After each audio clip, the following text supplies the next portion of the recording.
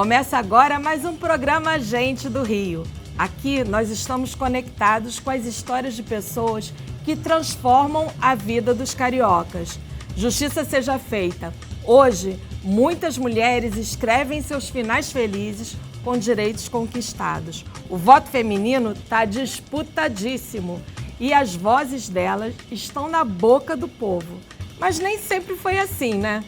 Vamos conhecer duas grandes mulheres, senhoras dos seus destinos, que ajudaram, cada uma no seu campo de ação, a modificar importantes capítulos da história de muitas outras mulheres. Estamos juntinhos com você todo domingo pela manhã, com reapresentação depois do programa Canal Livre. E se você está assistindo pelo nosso canal do YouTube, Band Rio, não esqueça de curtir e deixe seu comentário aqui. Se nós, mulheres, alcançamos o lugar onde estamos hoje, protagonistas das nossas histórias, é graças à trajetória de grandes personalidades. Nossas entrevistadas hoje, a juíza Andréa Pachá e a psicanalista Mônica Doneto, são duas mulheres que inspiram. Seus pensamentos são como bússolas para que o público reflita sobre as questões do nosso tempo. Elas ensinam que a novela da vida real pode não ser um conto de fadas, mas é possível escrever cada capítulo com mais consciência. Seja bem-vinda, Andréa. Prazer estar participando desse programa hoje. Obrigada também pela presença, Mônica Doneto, minha xará.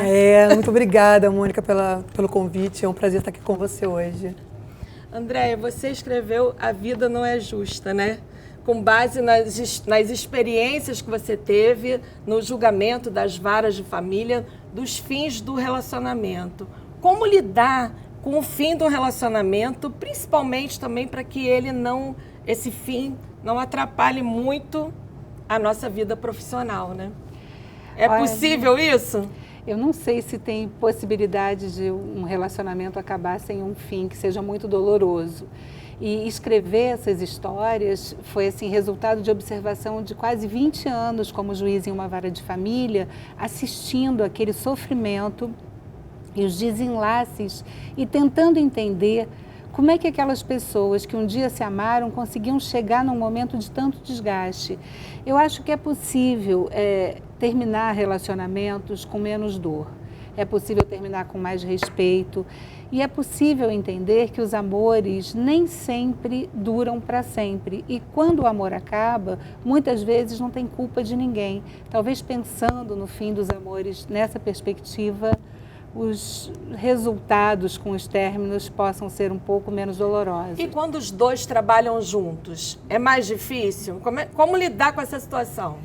Eu acho que deve ser bem mais difícil, embora eu tenha casos de pessoas que, mesmo separadas, continuaram trabalhando juntas, que conseguiram, depois de passar da dor aguda, entender que o trabalho podia sobreviver sem o amor, e até passar essa dor aguda, como é que se faz?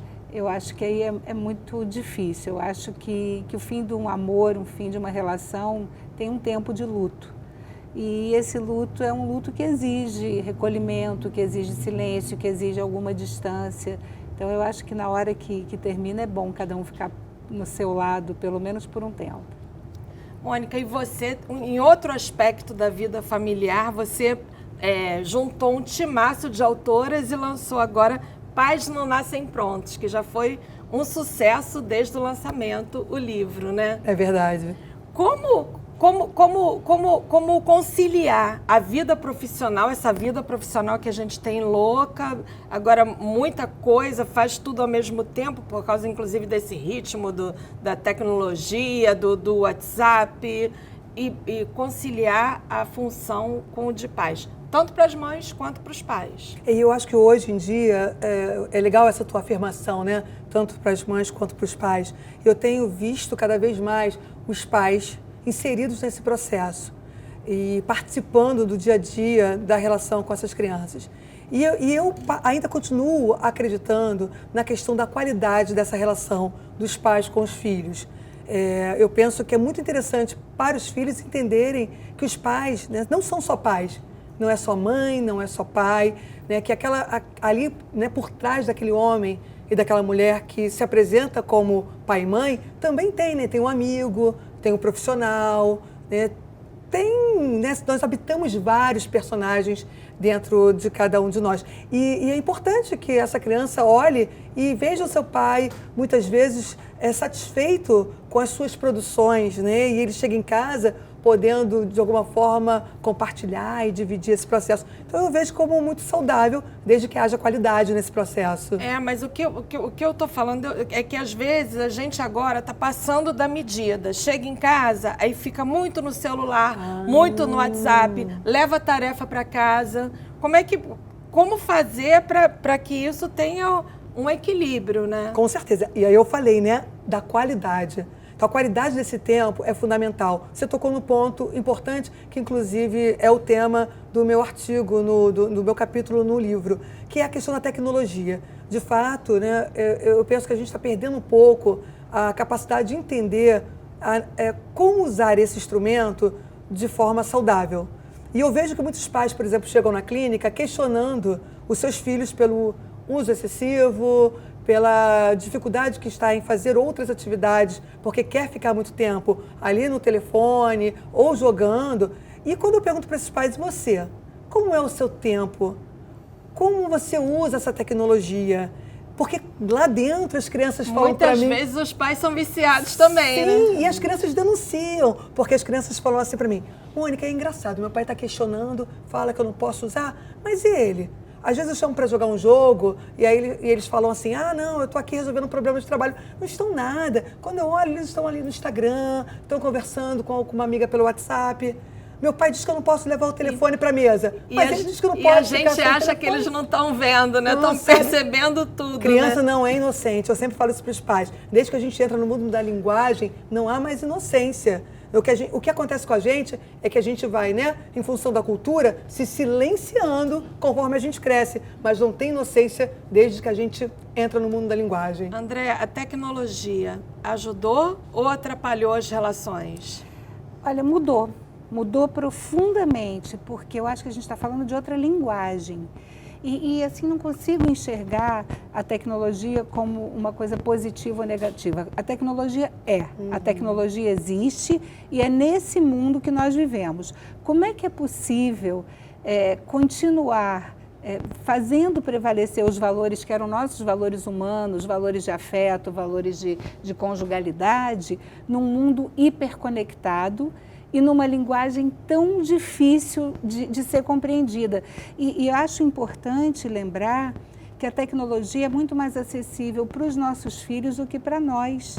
Então, nós somos, no máximo, estrangeiros que aprendemos a falar a língua da tecnologia, porque eu sou analógica, eu sou pré-constitucional, eu sou do século passado, então...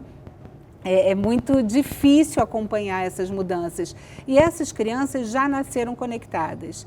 Penso que é diferente o uso da tecnologia, que claro que para a humanidade foi um avanço. Nós temos hoje tratamento para doenças que não tínhamos. Nós podemos falar, meu filho mora na Espanha, eu falo com ele toda hora. Isso era impossível. Mas, ao mesmo tempo, o que eu acho que compromete a qualidade do tempo, do uso do tempo, não é a tecnologia, é a linguagem das redes sociais. Porque as redes sociais são espaços de convivência onde pouco se aprofundam as relações. E é nesse espaço onde nós temos passado a maior parte do tempo. O que eu tenho escutado na clínica é o número de pessoas que chegam cada vez mais angustiadas, ansiosas, por conta dessa movimentação, né? Por mais que você saiba que aquilo ali é um recorte, é um retrato, né? Você olha para aquilo ali e você tem muita dificuldade em olhar o que tem por trás daquilo ali, né? Então, a grama do vizinho é sempre mais bonita e é essa a máxima que fica, né, sobretudo nos jovens, que ficam ali, né, passando horas rodando o dedinho, né, e tentando entender a sua própria vida a partir da vida do outro. E eu penso que essa é uma grande questão e a gente está já assistindo um número grande de adoecimentos em função dessa experiência, né? De não olhar a tecnologia como um espaço de expansão, porque também é um espaço de expansão, né? Até mesmo para esse jovem que pode buscar referências, para nós adultos que também vamos buscar, né, uma fonte de saber, mas também tem ali um encontro com muitas coisas que são complexas. Eu falo sempre para os pais, antigamente, né, pelo menos no meu tempo, a minha mãe ficava preocupada com quem eu estaria me envolvendo na rua, né? A rua, a escola, era o lugar mais perigoso para entender o que estava acontecendo, né?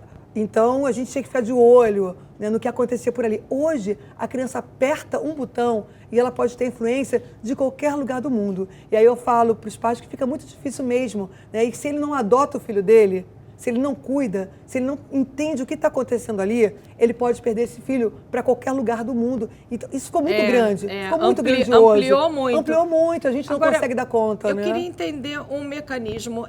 Essa coisa das pessoas só publicarem o que é legal, só publica o que é legal, ou elas projetam o que gostariam de ser?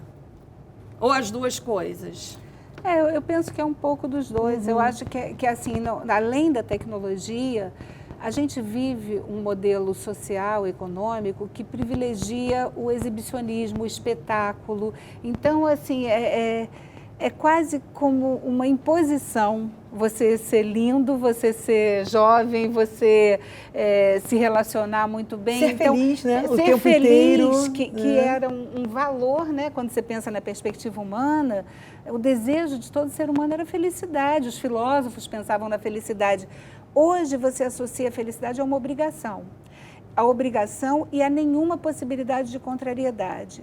Quando você vive num mundo que a contrariedade é impossível, qualquer sinal de infelicidade ou de contrariedade leva à depressão, leva a suicídios. A gente tem assistido uma escalada de suicídios de pessoas muito jovens por uma sensação de desamparo total, assim, não tem o que desejar e não tem como lidar com contrariedade. Você vê meninos e meninas na graduação, quando precisam fazer um trabalho ou tem prazo para apresentar um trabalho e não conseguem avançar porque se sentem cobrados. Burnout, que é uma doença que a gente nunca tinha ouvido falar e que de repente vira uma patologia, que é nada mais, nada menos do que a incapacidade de lidar com pressão, com insatisfação, ao lado de viver num mundo onde a produtividade é cobrada, o sucesso é cobrado, a beleza é cobrada. Eu acho que a gente está precisando retomar a linguagem da humanidade e usar a tecnologia em favor da humanidade. E isso é possível, porque você vê grupos se organizando na rede para projetos que são muito legais. Sim. O movimento feminista, quando você vê as meninas, o que as meninas conseguiram a partir de articulações nas redes, foi fantástico, de se fortalecer como gênero, de trazer uma luta de poder e dar visibilidade a isso.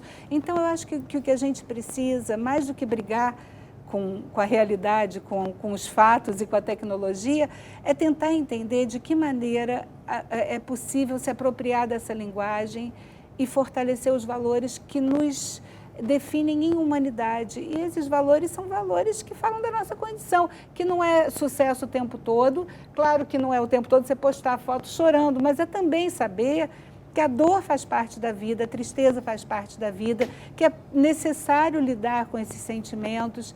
Então, eu acho que é retomar a nossa humanidade, talvez seja o caminho. No próximo bloco, de quem é a culpa pelo fim do amor?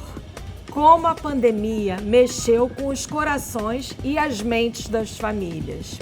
Fica aí, o Gente do Rio volta já.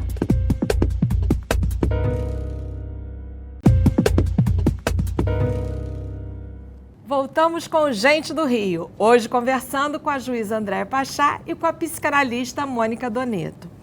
Andréia, você participou da implantação das varas de violência doméstica em todo o país. E a Lei Maria da Penha acaba de fazer aniversário agora em agosto. Você acredita que melhorou, a punição melhorou, ou tem que ter mais prevenção, como a gente teve até um policial, um próprio policial que veio aqui e falou assim, olha, não adianta ter muita punição, Lei Maria da Penha, julgamento, não sei, nada disso está adiantando, tem que ter a prevenção. Qual é o diagnóstico que você faz tanto tempo depois? Eu, quando fui conselheira no Conselho Nacional de Justiça, alguns estados ainda não tinham nem uma vara especializada em violência contra a mulher, porque se dizia que não havia demanda suficiente para ter uma vara. E nós não tínhamos nenhum dado, então não tinha um dado comparativo para saber se a violência aumentava ou diminuía. A partir da implantação das varas e a partir da atuação do Conselho Nacional de Justiça, nós começamos a mapear a violência contra as mulheres. E, lamentavelmente, mesmo com a Lei Maria da Penha, que é uma das melhores leis de enfrentamento à violência contra a mulher, a violência escala.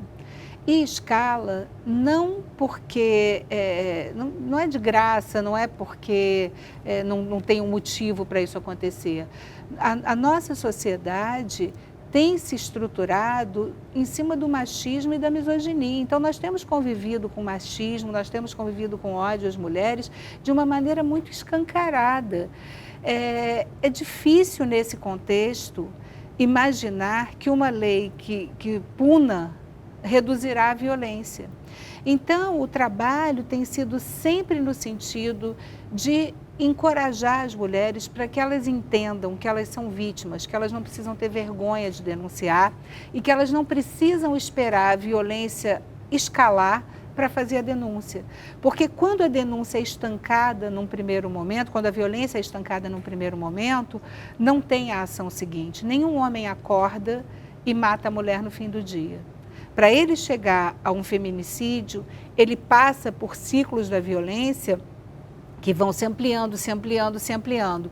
E muitas vezes, quando as mulheres se socorrem das medidas de proteção, já é tarde demais, porque a gente vira e mexe, escuta histórias horríveis de mulheres que foram mortas mesmo com os maridos ou os companheiros com as medidas de proteção aplicadas.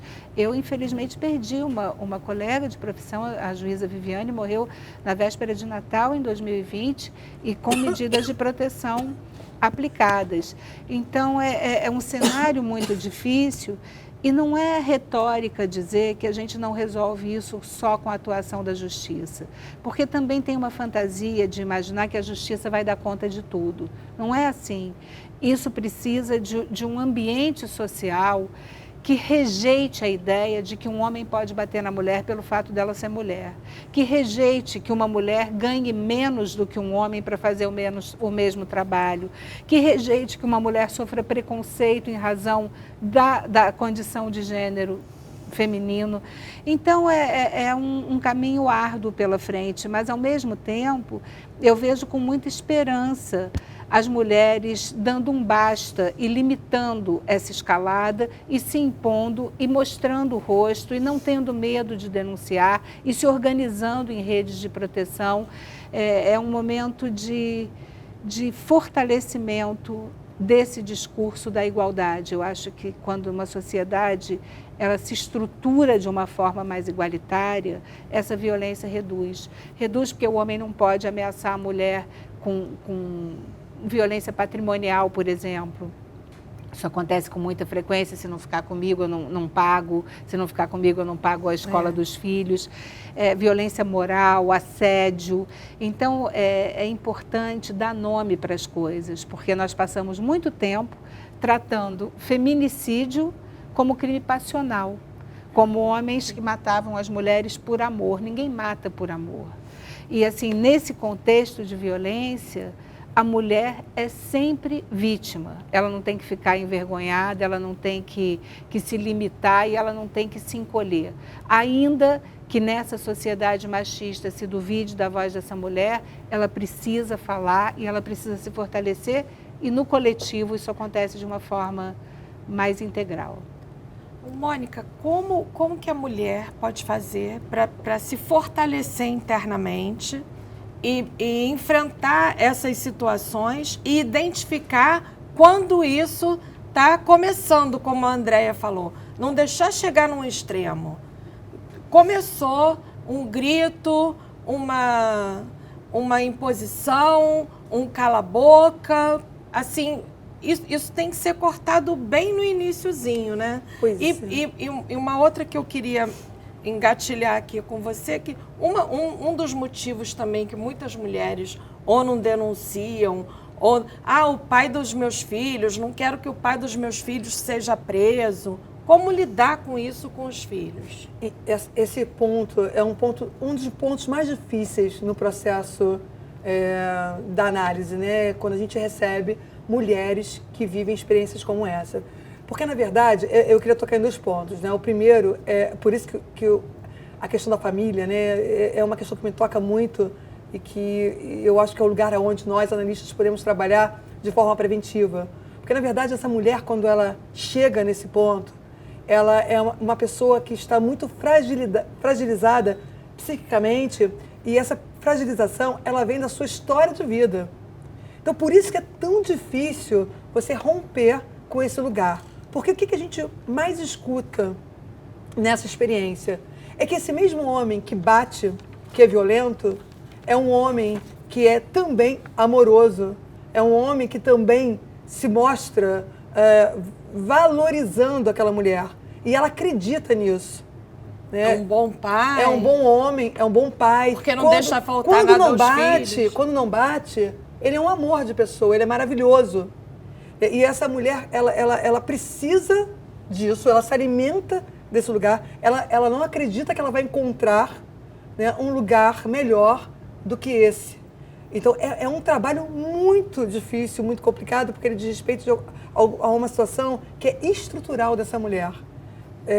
Ela escuta os sinais, ela vê os sinais, ela até traz, mas transforma isso a ponto de chegar num lugar de poder denunciar e de poder romper com isso é um trabalho bastante complexo e difícil. Por isso que a gente precisa trabalhar muito essa base familiar, né, essa relação com as crianças, para que a gente possa cada vez mais, né, construir seres humanos que possam ter uma estrutura psicológica saudável, né, que possa acreditar e acreditar nas suas potências, entender que a entrada de um outro na sua vida não é por necessidade. Eu não vou encontrar alguém para estar ao meu lado amorosamente, porque eu preciso de qualquer jeito desse outro. Eu estou bem comigo mesma, eu me basto, mas eu quero estar com o outro. Aí esse outro vai entrar no lugar de parceria, de saúde, de compartilhamento. Então, é muito difícil. Eu imagino que para vocês, né, da área da justiça, seja muito complexo, porque a transformação dessas mulheres é muito difícil, porque a baixa, né, assim, autoestima não permite com que ela olhe e se fortaleça e se invista de outros valores, né, de outras coisas que possam ser tão importantes para ela quanto o amor daquela pessoa que está ali num lugar, né, enfim, de tanta perversão. André, no ano passado, 2021, foram 80.573 divórcios, um recorde desde 2007. A pandemia, a convivência, o fechamento, as pessoas tendo que conviver mais tempo, acelerou esse desgaste dos casamentos? Parece que sim. Ainda não tem uma pesquisa científica nesse sentido, mas parece que a pandemia desencadeou uma série de rupturas. E é explicável, né, Mônica? Porque a pessoa precisou conviver 24 horas por dia com o outro. Muitas vezes os relacionamentos já não iam bem e aí aquele tempo todo no confinamento foi o tempo suficiente para que as decisões fossem tomadas. Por outro lado, nós tivemos casais que adiaram a decisão da separação e do divórcio, até pela conveniência material da pandemia. Melhor ficar nesse espaço com o outro do que separar e ter mais despesa, enfim. Mas eu acho que a pandemia mudou tudo, e não só nos casamentos. A pandemia... Não, e foi muito difícil, né? Eu namorava meu marido na época, a gente tinha combinado de casar e morar em casas separadas, mas aí quando veio a pandemia, nós ficamos juntos. Aí as pessoas dizem assim, Mônica, você casou? Não, não casei, eu tô presa. Né? O casamento é diferente, você sai para trabalhar, você faz outra... Não, você ficou, literalmente, vocês ficaram presos juntos, né? Eu ainda não consigo avaliar a devastação que a pandemia provocou na vida da gente. Eu sei que não tem ninguém bem. Ninguém. Quem diz que está bem é porque ou está mentindo ou está mal informado, porque não é possível que nós tenhamos passado coletivamente pela experiência mais trágica que a gente já viu até aqui. Quer dizer, foi a primeira vez, a gente está falando de 686 mil mortos. Então, assim, é gente que não acaba mais. Todo mundo conhece alguém, ou parente, ou amigo que sofreu com a Covid, perdeu afetos, perdeu amores, sentiu um medo de abraçar, medo de encontrar. Foi um momento de isolamento. Ainda, eu falo sobre você isso. Você até fez um cálculo nas suas redes sociais que quantas zonas eleitorais a menos nós teremos. Sim. A conta que eu fiz, assim, 688 mil mortos, divididos por 280, que é um número médio de uma sessão eleitoral, são 2.450 sessões eleitorais a menos. Então, isso significa que quer dizer, foi uma matança, assim, da nossa esperança, do nosso futuro. Foi muito duro e nós vivemos isso coletivamente. Então, pela primeira vez, não tinha como os mais velhos orientarem os mais novos. As crianças ficaram desamparadas, os adultos ficaram desamparados. Ninguém sabia o que fazer, os idosos sofreram barbaramente com os efeitos da pandemia. É um momento de dor, e é um momento de dor que nós não tivemos direito de sepultar nossos mortos, de nos abraçar, de experimentar o luto. Então, eu acho que o momento é de luto e a gente precisa enxergar esse luto. Não dá para varrer o luto para baixo do tapete. Se for assim, bola para frente, finge que nada... Não é ficar vivendo da dor, porque ninguém aqui tem tendência depressiva para imaginar que vai continuar vivendo da dor. Mas a gente precisa enxergar o tamanho da tragédia que a gente viveu. Porque só assim é possível retomar a vida da forma possível. Não vai ser igual, ninguém vai viver igual. Não. A vida é outra, o mundo é outro, as relações são outras, os casamentos são outros, as escolhas pelo afeto são outras. E se nós tínhamos a esperança de que sairíamos dessa seres humanos melhores, eu lamento, mas não é o que eu tenho visto. Eu acho que quem era melhor conseguiu melhorar e quem era pior conseguiu piorar. Eu acho que a pandemia potencializou o que nós tínhamos de melhor e de pior. E a vida está aí, a vida se impõe. Isso é que eu acho genial, porque assim, apesar dessa devastação toda, apesar de toda essa dor, apesar dos divórcios, nós estamos aqui, nós sobrevivemos, nós temos esperança de estar aqui conversando, falando da vida, falando dos relacionamentos. As pessoas se divorciaram, mas também se casaram. É isso, né? A gente está vivendo o luto, não só pelas perdas, mas também pelas transformações que nós não imaginávamos que aconteceriam, né? Então, essa questão, por exemplo, dos casais, não só os casais, mas das famílias, né? O que a gente escutou, né, nós na clínica, porque continuamos atendendo, né? Atendemos online. Online, é isso que eu ia te perguntar. Então, e você fez muitas lives também de aconselhamento, sim, né? Então, nós não paramos, nós conseguimos acompanhar todo esse processo. E muitas das questões que apareceram era o fato das pessoas não se reconhecerem, né? Na verdade, não se conheciam. Assim, pais surpresos porque não conheciam o filho. Pais estranhando a postura da criança diante de uma situação caseira habitual. Marido e mulher, né, que, na verdade, estavam muito ocupados dos seus trabalhos, depois tinha o happy hour, tinha a academia, tinha os jantares. Então, eles só se encontravam na cama, cada um com o seu celular.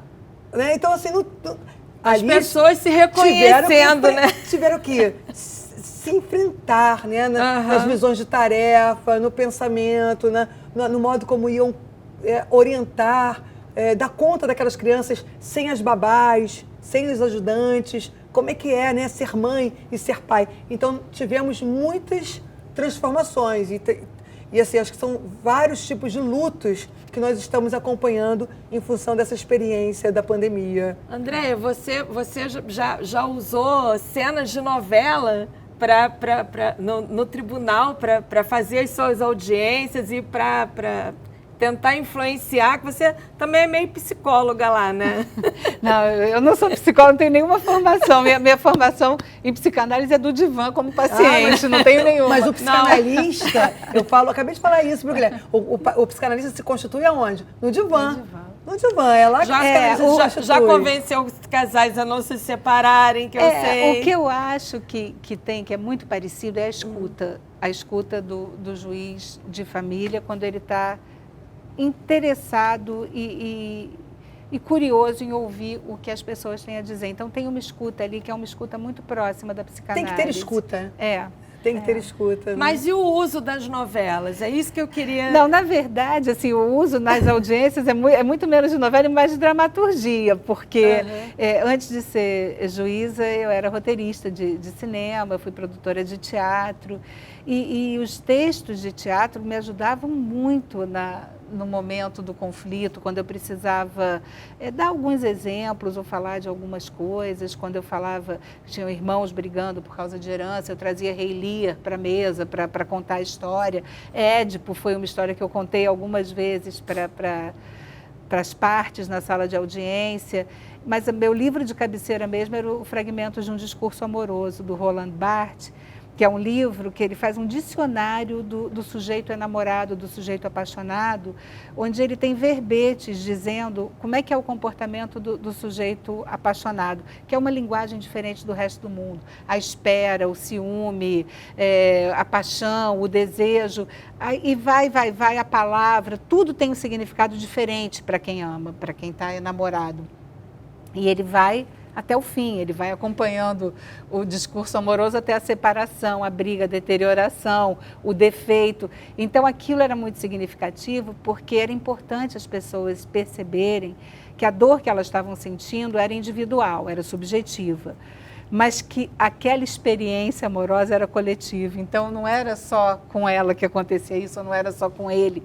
E eu fico sempre com a sensação de que quando a gente consegue identificar o nosso sentimento no outro, dá um alívio, você fala assim, isso aconteceu com o outro e ele está assim, vai passar, né? Então E isso é o princípio dos grupos de ajuda. Todos os grupos de ajuda é isso, né? É o outro, já passei por isso e hoje estou aqui. E nós não somos muito originais, nem no amor, nem na dor, né? A gente acaba reproduzindo os modelos, e os modelos são muito limitados. Em dramaturgia, se dizia que só existem 34 situações dramáticas na vida.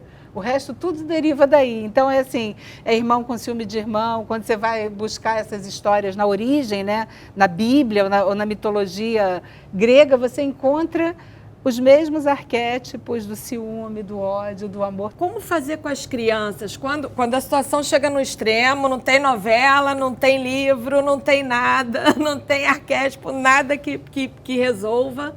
Como comunicar isso para as crianças? Como lidar com os filhos em relação a isso? Aliás, tem muito casal também que se tem maior pudor, aí quando chega o filho, foi até melhor, que bom. O filho já está aliviado também, né? A criança sempre sabe, né? Os pais aqui pensam que não. A primeira coisa que eu falo para os pais é o seguinte, olha, o divórcio é legítimo, está na lei, né? Ninguém é obrigado a ficar casado. Então, deixar de ser pai e mãe, a princípio, né, é uma outra conversa, mas, então, assim, não há problema nenhum de você conversar com a criança, né, na medida que já está tudo organizado, né, que vocês já estão entendendo que, de fato, é esse o caminho, sentar com as crianças e conversarem, né? Papai e mamãe, hoje, não querem mais viver juntos como namorados, como marido e mulher. Então, hoje, cada um de nós teremos as nossas casas e vocês continuarão sendo filho dos dois. O objetivo é que eu e seu pai possamos continuar olhando para vocês, né? E o nosso papel aqui é continuar orientando da melhor forma para que vocês possam seguir a vida de vocês, tendo um pai e tendo uma mãe. Essa questão do seguir a vida de vocês, eu quero falar um pouco no próximo bloco, porque no próximo bloco nós vamos saber também como foi a trajetória dessas mulheres que inspiram tantas famílias com tantas histórias. O Gente do Rio volta já.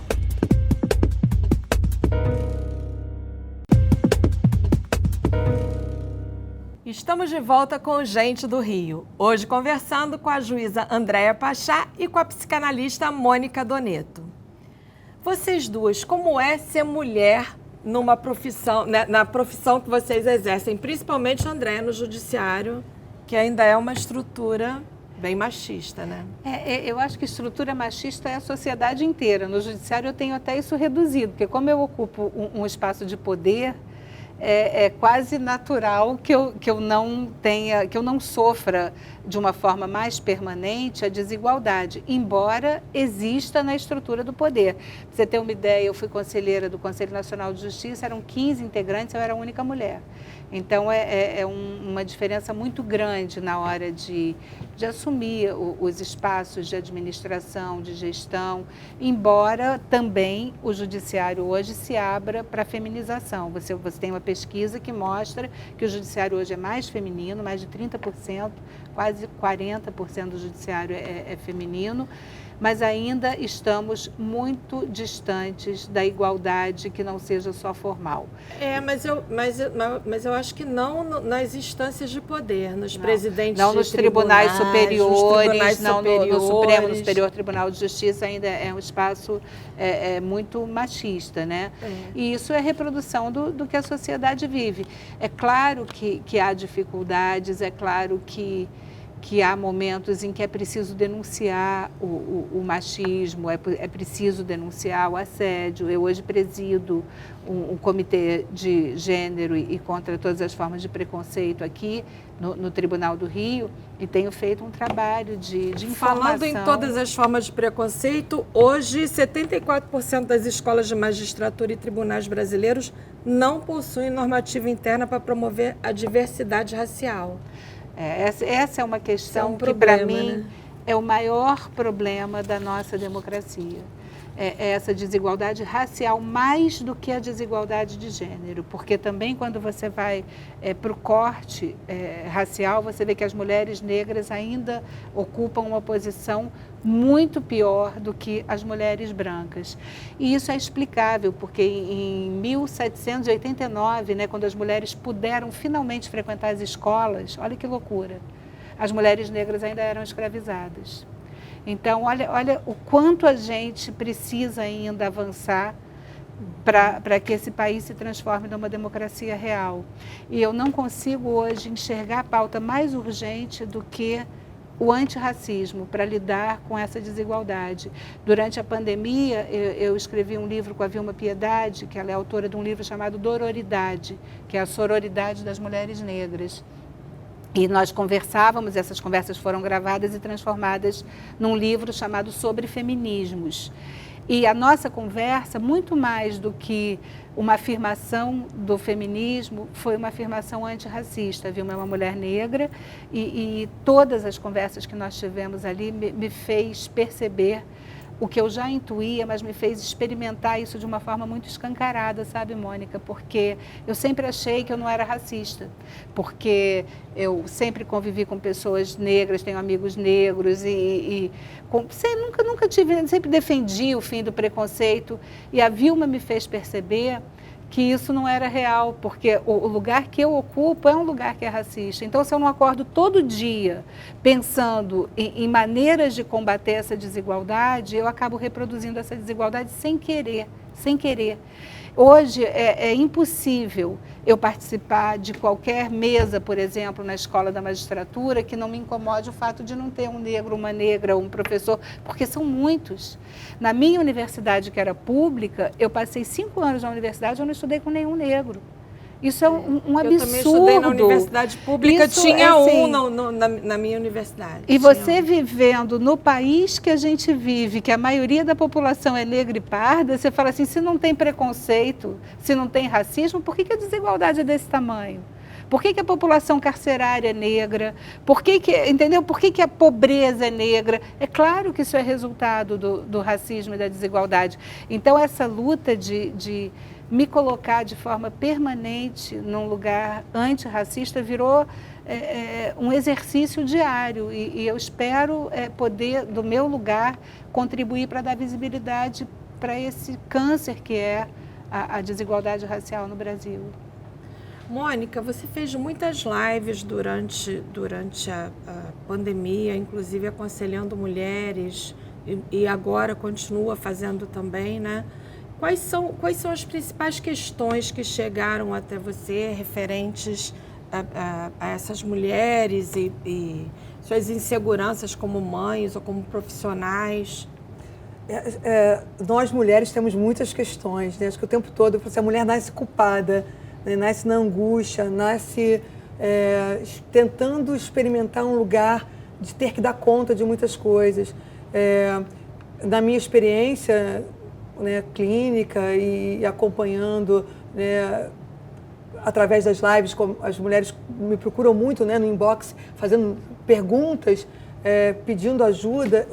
A questão para mim que mais me chama atenção é essa questão das diferenças, né, do quanto elas não conseguem se colocar numa posição de igualdade, seja numa relação amorosa, seja né, na hora de estar buscando uma posição profissional, assim, o tamanho da luta que para poder estar ali ocupando o lugar de profissional, de mãe e de mulher. Então, tem ainda nessas mulheres como se elas tivessem um desejo de fato, permanecer nessa posição. É muito interessante isso, né? Porque, ao mesmo tempo que a gente vê tantas lutas, tantas mulheres buscando desconstruir esses lugares, o que a gente vê, sobretudo na classe que eu trabalho, que é, né, uma classe média alta, muitas mulheres ainda, né, se angustiando e se culpando por não exercerem, por não serem vistas, por se sentirem culpadas de não estarem ocupando esses lugares, essas posições. E pelo que você tem visto no tribunal, como é que isso chega para as mulheres, e na vida também, né? Para as mulheres de classes menos favorecidas? Eu acho que a desigualdade de gênero não tem muita classe social, não. Há uma desigualdade que vai de classe A a classe Z, não tem muita diferença. Há uma solidão muito maior das mulheres que são mais pobres, que na maioria das vezes criam seus filhos sozinhas e ocupam esses espaços porque precisam ocupar, não por poder ou por demanda. Mas assim, eu discordo um pouco da Mônica, que eu não consigo enxergar como é que a mulher se coloca nesse lugar. Eu acho que a estrutura da sociedade é uma estrutura que coloca a mulher nesse lugar. A mulher começou a votar há pouquíssimo tempo, a mulher não participava da vida pública, as leis eram feitas pelos homens. Então, todo o cenário que a gente vive, todo o cenário, mesmo nós que somos mulheres emancipadas, que tivemos oportunidade de chegar à universidade, de ocupar espaço de poder, mesmo nós crescemos nessa sociedade estruturada para colocar a mulher numa posição que não é uma posição de igualdade. E eu acho que a diferença de gênero é importante que ela exista. Homens são homens, mulheres são mulheres, há outras possibilidades de diversidade de gênero, quer dizer, a gente hoje fala da necessidade de contemplar todas as identidades, todas as orientações, mas eu acho que o que é mais grave é o modelo, porque o modelo da sociedade, e é um modelo muito recente, até 1988 nós tínhamos escravos no Brasil, foi ontem, pensando na perspectiva histórica. As mulheres saíam da casa dos pais, elas completavam a maioridade, eram adultas, capazes, e aí quando elas casavam, a lei dizia que elas eram relativamente capazes, porque elas tinham que pedir autorização do marido para trabalhar. Isso agora, a gente está falando de 63, não é uma coisa muito distante. Um ano antes da minha mãe casar, é que foi promulgado o Estatuto da Mulher Casada, então ela não precisava da autorização do meu pai para trabalhar, mas senão ela precisaria. Então a gente está falando de uma coisa extremamente recente. E nesse cenário é natural que a perpetuação desses papéis se cristalize. Então, o que para mim eu percebo é que não dá para a gente entender a mulher como vítima dessa estrutura verticalizada, patrimonialista, patriarcal, e dizer para ela assim, ó, você que lute e você que tenha que sair daí para ocupar o teu lugar. Porque eu acho que não dá para ficar no lugar de vítima e achando que se vitimizando as coisas vão mudar. Mas é importante perceber que quando você está no lugar de vítima, a culpa pode ser de qualquer pessoa, porque você é vítima, menos sua. Porque não é você que se colocou ali, você foi colocada naquele lugar. Então, o esforço para sair disso é um esforço coletivo muito forte, porque é isso que a gente precisa enfrentar. E o que eu percebo, Mônica, muitas vezes, nas audiências que eu fazia, eram assim, a tentativa, especialmente dos homens nas audiências de divórcio, para dizer assim, está vendo, ela não faz nada, a senhora está aí, a senhora trabalha, a senhora é dona... Como se eu estivesse ocupando um lugar que fosse um modelo para a mulher dele que não fazia nada. E eu falo assim, a nossa realidade é completamente diferente, cada um tem uma vida, cada um se estrutura de uma forma. Então, reforçar essa diferença é desqualificar de novo aquela mulher, sabe? Então, eu sei que é uma luta difícil porque a gente está lutando contra a estrutura. E ela é difícil porque antes dela ser uma questão social, ela é muito psíquica. Então, antes da gente ter o coletivo, a gente tem a individualidade. E o que a gente vê, né? Eu tenho um artigo do Freud que eu gosto muito, que é o Repetir, Recordar e Relaborar, é que assim... para se chegar ao momento onde essa pessoa consegue sair, né, dessa posição e encontrar, né, nesse cenário social alguém que possa representá-la de uma outra forma, é muito complicado, porque ela já se constituiu nessas relações com a família, nesse lugar de muita histeria. Então, ela, antes de passar pelo cognitivo, pela compreensão sobre o fato, passa pela dor, pelo sofrimento dessa constituição psíquica, dessa estrutura que ela vem. Então, por isso que é muito difícil, eu acho que é por isso que a queixa chega nesse lugar. Eu não escuto como uma vitimização, mas eu escuto como dor. Né? Eu acho que é dor por não saber, né, repetir, ela só repete, né? Ela repete, ela não consegue sair daquele âmbito sem que ela possa se transformar, né, enquanto pensamento, ideal. E como é que vocês se sentem como exemplos para essa mulherada toda? Se vocês se sentem realizadas? Olha, no mês passado eu recebi um convite que para mim foi a homenagem mais significativa que eu recebi na minha vida toda de trabalho, que a turma do IBMEC da Barra criou um centro acadêmico e deram ao centro acadêmico o meu nome. Ah, que legal! Eu fiquei tão emocionada e aí eu percebi o que é esse processo de você ir envelhecendo, né? Porque você passa a ser referência. Então, eu me vi nesse lugar de referência. E achei bacana poder ser referência para a turma que está chegando.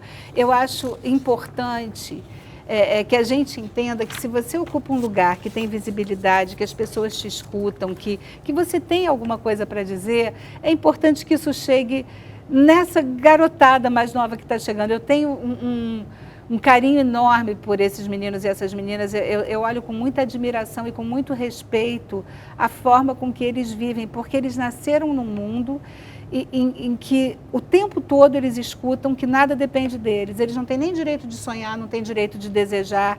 Então, quando você vê essa garotada empolgada com o projeto, disposta a atuar politicamente, coletivamente, isso para mim me dá uma esperança danada. Eu tenho 2 filhos jovens, um de 27 anos que casou esse ano, em junho, e olhar para esses meninos, assim, seres desejantes, é tudo que eu desejo para todos os meninos, porque eu não consigo pensar numa vida que seja feliz se não for no coletivo, se não for no plural, se não for trazendo todo mundo que vive no mesmo espaço que eu. Então, eu acho bacana poder ocupar esse lugar e virar referência, né? Enquanto espero não falar muita bobagem, espero... Falando em termos de família, por que a família muitas vezes vira referência e o filho segue a profissão do pai ou da mãe? Isso é bom, isso é legal, ou ele é induzido a isso? Como conduzir isso aí? Não é bacana, né? Porque assim, a gente que trabalha com orientação vocacional, a gente trabalha exatamente esses pontos que acabam sendo pontos de muito sofrimento para o adolescente, que já tem esse compromisso de ter que escolher uma profissão tão jovem ainda. Então a gente vai trabalhar exatamente essa questão das identificações que acontecem, que muitas vezes é negativa e positiva, né? A questão dos preconceitos e as influências familiares. Porque muitas vezes os pais acham que porque eles construíram uma carreira de sucesso naquela área, ou porque são grandes advogados, médicos, ou porque são ótimos empresários, que os seus filhos vão ter que dar conta de dar continuidade àquele legado. Quando, na verdade, a gente só consegue ter sucesso profissional na medida que a gente encontra alguma coisa que parta desse lugar do desejo, que faça sentido para a gente. Então, né, como a gente usava o termo que era orientação vocacional, hoje a gente usa orientação profissional. Mas por que vocação? Por que vocacional? Porque é um chamado, vocação de chamado, já está lá. A gente já se constrói, né, naquilo que a gente deseja produzir ao longo da nossa vida. A gente só vai ajustar lá, né? O que é você, da área de humanas? Ah, de repente você é jornalista, não, você é psicóloga, né? Você é advogada, ah, você é engenheira, mas de que área? O que me chama mais atenção? Aí a gente passa para a questão da habilidade e competência, né? Por aquilo que a gente olha e vê no mundo. Então, não é bacana, a gente precisa deixar com que esses jovens possam escolher livremente, que possam, né, apontar, né, na hora da escolha para o desejo dele, né, para que ele possa ter sucesso. Eu brinco assim, quando o pai chega me procurando, quando chega lá no final e a escolha profissional não tem nada a ver com aquilo que eles pensavam, Mônica, como é que vai ganhar dinheiro fazendo isso? Olha só, deixa eu te explicar uma coisa. Se ele decidir que ele gosta muito de laranjas e ele quer vender laranjas, você pode ter certeza, porque ele vai produzir as melhores laranjas, vai botar num saquinho bonito, vai fazer vários caminhõezinhos maravilhosos em vários pontos da cidade e ele vai ganhar muito dinheiro vendendo laranja. Sabe por quê? Porque ele ama laranja. Ele é um conhecedor de laranjas e é isso que ele quer fazer. Então a gente só vai ter sucesso, seja, né, em relação à questão do valor ou sucesso em função daquilo que eu quero passar para o mundo, se eu tiver muita afinidade com aquela área. Nesse ambiente de realização e de felicidade, vamos para o nosso ping-pong final. Uma mulher que te inspira no mundo, Andréia? Angela Davis. Mônica? A minha mãe. Novela ou série? Série. Você citou hoje nos bastidores uma boa que você tinha visto. Cita uma. Breaking Bad, para mim, é a melhor série que tem. E tem uma outra chamada Intimidade, que é maravilhosa, uma série espanhola. Série. E eu adoro suspense. Então, eu adoro as que estão na Netflix, do Alan Coben, são maravilhosas. Suspensos maravilhosos. Cada um gravado num país diferente, suspensos totalmente diferentes, são maravilhosos. Vocês têm time? Total, sou botafoguense aguerrida. Eu já fui Botafogo. Tricolor do coração. Não, já fui Botafogo, é uma coisa que não existe. Botafogo se é. Se não tivesse seguido a sua profissão, seria? Jornalista. Ah, obrigada. Atriz.